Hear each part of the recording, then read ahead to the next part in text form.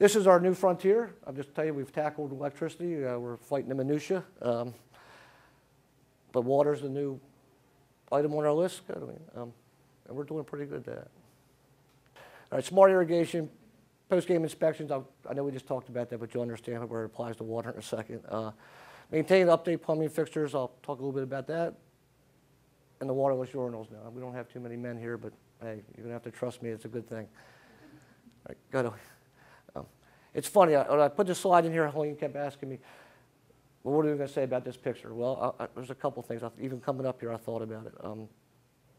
I got a blog years ago, another blog, about somebody drove by and it's pouring down rain and our irrigation system was on. I'm not guilty.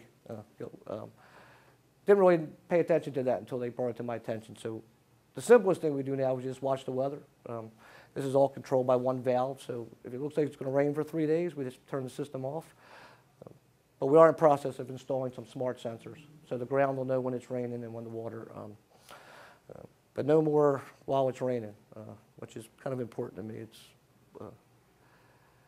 my first day at the football stadium when I took over. I got to tell this story, or you won't understand why I showed that picture to you. I was walking around a very quiet building, and I could hear water flowing down the pipes, and it just got my attention. Why do I have water draining when the building's closed?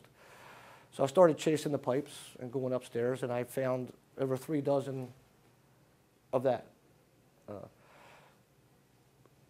Getting to know my building after a game, that's not uncommon for 3 dozen or so toilets or urinals to do that. It's just from a lot of use, little tiny gasket, then you got that. The old way of doing things is that water would run for days before they got to it. You know, they would.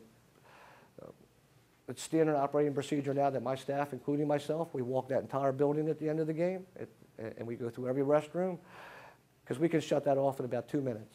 I can do it with a pen and my fingers. And we just shut it down, and we come back a couple of days later and get it fixed. We do not let it run for 3 days anymore, because it's a lot of water. You know. Anyway. Have you been there, gentlemen? Because we only have one in the room. We just started this season putting the waterless urinals in. There's 2 other major football stadiums out there, the Dolphins, and one other stadium. Don't quote me on it. But for us, man, it's the right thing to do. I was going to have a little fun with you. I couldn't find the slide, and for the ladies, just to understand, when the male fans go into this room, and you don't want to see any restroom at the end of the game, all up here would be the beer bottles. They would just put their beer. It's just a convenient shelf for them to put their empty cup and their empty can. And so we just put these in the last game before the holidays.